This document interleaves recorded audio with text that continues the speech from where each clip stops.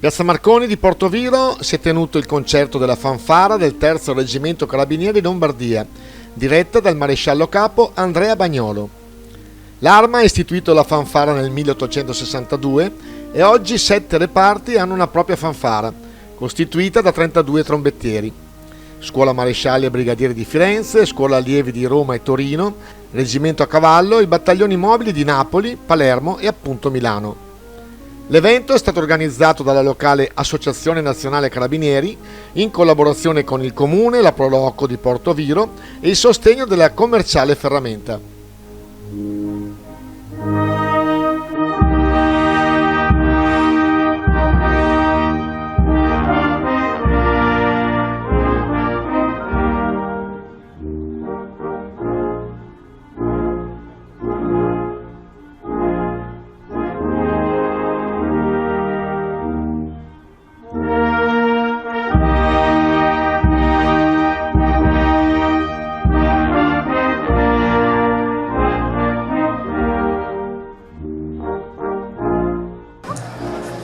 Di Johann Sebastian Strauss, un celeberrimo brano che caratterizza e commuove un'epoca storica di tutta l'Europa.